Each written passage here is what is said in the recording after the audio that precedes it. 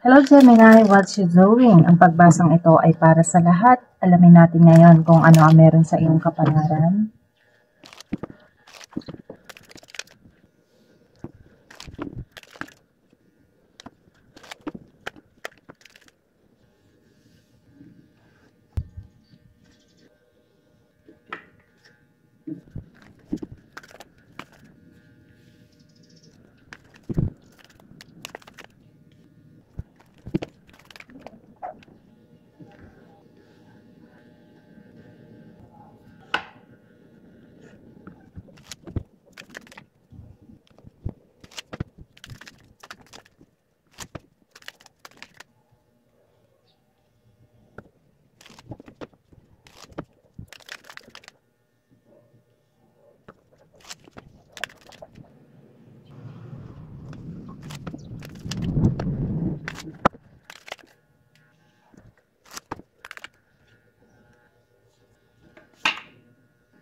Gemini, nakikita dito na nag-i-struggle ka sa iyong mga priorities sa buhay.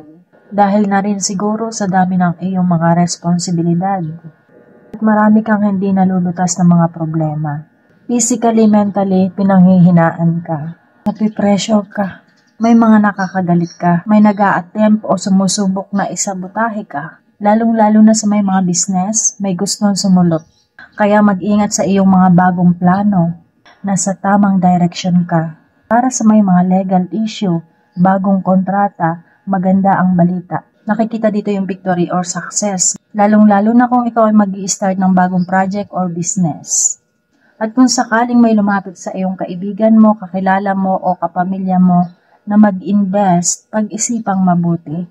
At meron kang two paths ngayon na nahihirapan kang magdesisyon. Pinag-iisipan mo kung ikaw ba ay mag-i-stay o ikaw ay go-go. Mag-ingat din Gemini, lalong-lalo na sa mga ipinaglalaban ang posisyon dahil may mga tao talagang nakaabang para ikaw ay bumagsak. Mahuhusgahan ka. Pangalagaan mo ang iyong reputasyon sa mga taong sumusubok na pabagsakin ka. Matutong magtabi para sa tag-ulan dahil hindi masasabi na maaaring merong mawala ng trabaho, maaaring may mag-strike, maaaring magkaroon ng problema sa communication, magkaroon ng mga hindi pagkakaintindihan sa company. At kung ikaw ay naboboard o nawawala ng gana sa mga opportunities na dumarating sa iyo, o dahil sa maraming ginagawa ang iba, ikaw ay wala, mag-focus ka sa iyong sarili. Pasalamatan mo kung ano ang meron ka. Kailangan mo ng improvement. Huwag kang mawawala ng gana. Kung hindi ka nagiging masaya sa iyong kasulukuyan na sitwasyon, hindi ka nagiging masaya sa iyong kita, at nadidisappoint ka sa mga nangyayari sa iyo, baka kinakailangan mo ng space para mag-isip, Gemini. Six of Swords na reverse. Nahihirapan kang mag-move dahil sa kakulangan ng progress. O maaaring may mga plano ka na hindi na matutuloy, na siyang nagiging dahilan ng trouble, mga pagbabago, pag-aabandona, pagpapabaya, at maaaring magkaroon ng trouble sa trabaho dahil sa isang tao. May mga pumapasok na lamang sa trabaho kahit ayaw mo na, natatrap ka. At may mga umiiwas sa obligasyon lalong-lalo na pagdating sa financial. Try to relax para gumana ang iyong abilidad.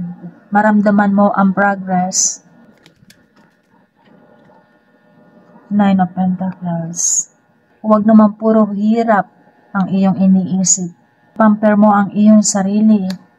Hindi puro sa mga obligasyon ka nakapokus. Kailangan ng pagtsatsaga kung ano yung gusto mong makuha, kung ano yung gusto mong makamit.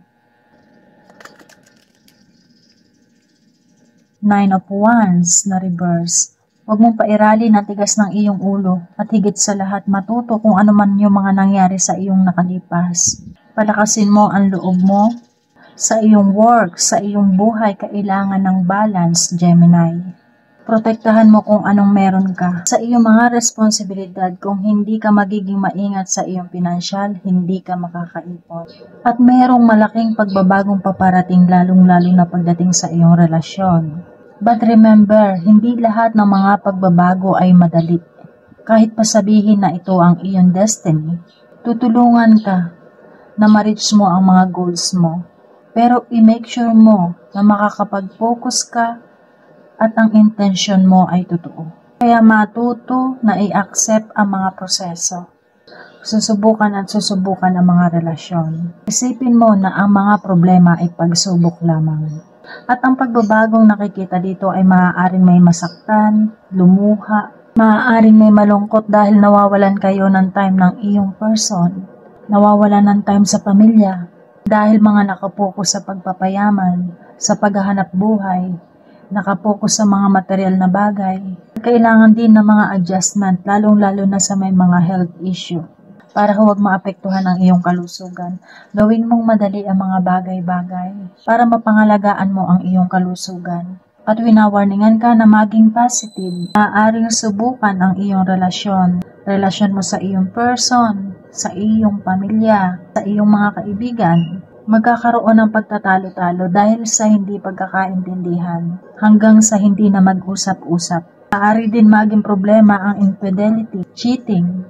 Maaaring may naaabuso, nabubuli. Nakikita rin dito yung rape or murder. Kaya maaaring may umiiyak at may magluluksa. Kung ikaw ay naaabuso, marami kang mahihingan ng tulong. Para sa mga nakikipag-date, huwag sasama mag-isa. Ipaalam sa pamilya kung saan pupunta. At nandito rin ang isang emotional na lalaki. May pagkamalambot ito at sunod-sunuran. Pero ito ay mapagmahal sa pamilya. O maaaring ito ang iyong person. Maaaring kayo ay nagtatalo o nag-aaway. Maaaring siya ay madaling mairita. Kaya kung kayo ay nag-aaway, kontrolin nyo ang inyong temper.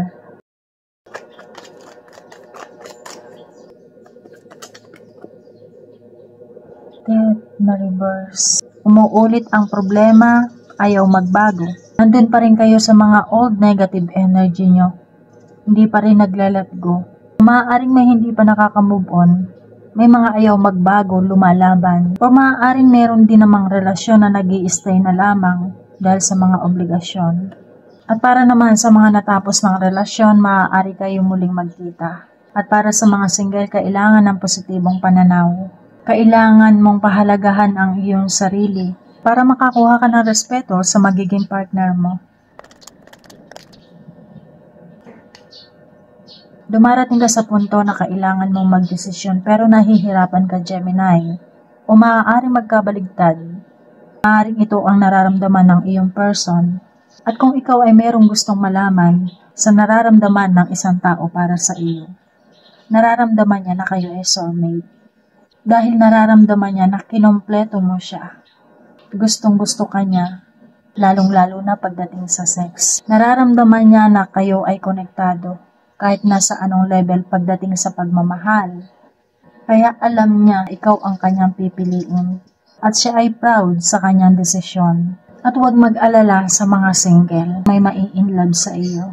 At para naman sa iyong ex-person, patuloy ka pa rin niyang naiisip. Hindi pa siya nakakapag-let go. Okay. Knight of Swords at the Sun. Ang the Sun ay nag-create para maging malapit kayo sa isa't isa. Pagiging masaya naman ay nakikita. Magkakaroon pa nga ng selebrasyon. At sa pagiging masaya, mararamdaman mo yung inner child mo, Gemini. Maayos din ang mga nagiging problema. Maaari pang magkaroon ng kasalan, engagement. Magpupokus kayo sa mga pagbabago. At kung sa pagmamahalan ang pag-uusapan, maaaring ikaw o ang iyong person hindi na makakapaghintay pa. Alam niya kung ano ang gusto niya, kailangan ka niya. At may taong hindi na makakapaghintay sa kanyang nararamdaman. Kung ikaw ito, maaaring gustong-gusto mo nang makasama ang iyong person, ang iyong pamilya. Nakikita at nabibisyon ng iyong partner ang inyong future. May magkakaroon din ng balikan dito, kaya huwag mag-alala. Dadaan lang kung ano man yung mga nagiging problema. The Emperor ay isang father figure. Dedependehan ka niya sa sino mang mananakit sa iyo. Poprotektahan ka niya. As a person, this person loves you and trusts you deeply. Nararamdaman niya ang kanyang lakas ng loob pag nasa tabi ka. At kung ito ang iyong person, magbibuild siya ng foundation para sa inyong future. Kaya naman nakikita dito yung pagiging mabunga ng isang relasyon. Nakikita dito yung pregnancy. Lalabas lamang din dito ang mga problema. Maaaring may tanong ka pa sa iyong sarili. At meron din namang hindi pa makakapag-move on. Nandun pa rin yung baggage ng nakaraan. Kaya kung merong mga pakiramdam na ganyan, Gemini, pwede mo namang kumprontahin, pag-usapan ang mga issue. At huwag mong pwersahin ang isang tao na magbago kung hindi magmumula sa kanya ang pagbabago. Sa kahit na anong relasyon, magkakaroon naman ng ups and downs. Kung ang makakahadlang ang mga nakalipas na relasyon, yung mga pakiramdam na hindi pa nakaka-move on, i-make sure mo na kaya mong intindihin ang mga nararamdaman. Kaya kung magkakaroon ng mga problema, huwag mong pabayaan manghimasok ang iyong pamilya. Ganon din sa side ng iyong partner. Kahit na may ma-disappoint sa iyong relatives dahil sa mga mangyayari sa iyong relasyon. Ito yung mga new challenges na paparating. Pagbabago din sa iyong mga finances. At maaaring may mapanalunan ka, maaaring may matanggap kang regalo, maaaring ikaw ay tagapagmana, maaaring bumalik na ang iyong pinagpaguran. Nakikita dito yung mga unexpected income. Magkakaroon lamang ng mga pagsubok. Dahil nandito yung mga adiksyon.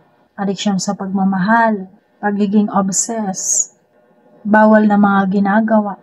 Nandiyan na ang pag-inom ng alak, nalululong sa mga pinagbabawal na gamot, pagsusugal. Yan yung mga kailangan mabigyan ng solusyon sa iyong near future. Queen of Swords na reverse dahil sa isang babae. Hindi basta-basta nagpapatawad ang babaeng ito. Dahil pakiramdam niya unfair sa kanya ang lahat.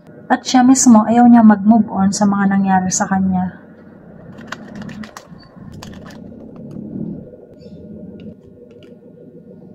Three of Swords pa rin ito, Gemini. Ito na yung Three of Swords. At nandito na yung Three of Swords. Patuloy pa rin nasasaktan. Pero nandito pa rin yung taong pumoprotekta sa iyo.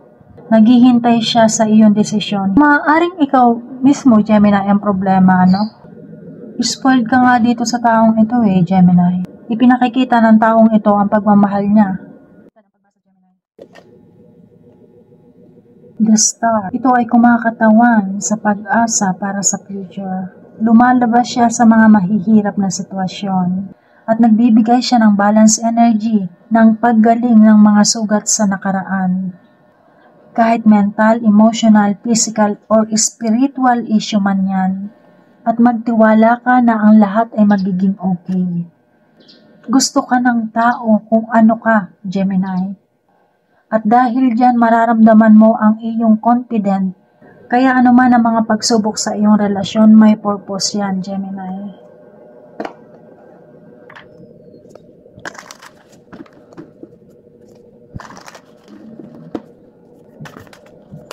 Wait lang ha. Adjustment are required. Your life may be out of balance, Gemini. Kaya nagkakaroon ng mga issue. Ibigay mo 100% ang tiwala mo na magiging okay ang lahat. And trust may be required to move this situation forwards. At higit sa lahat, adjustment. Iyan ang napakagandang mensahe para sa iyo. At dahil dyan, dumako naman tayo sa mga nagkaroon ng problema sa relasyon. Alamin natin kung ano ang mensahe sa iyo ng iyong person o ng iyong ex-person.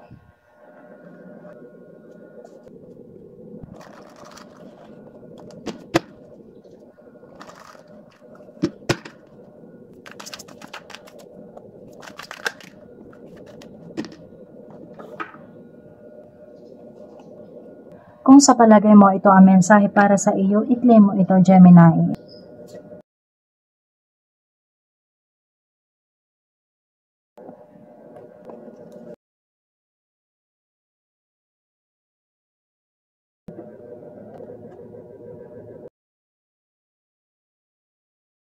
At iyan ang iyong naging pagbasa ngayon, Gemini. Gawin mo lamang itong gabay kung iyong nais. Kita-kits pong muli.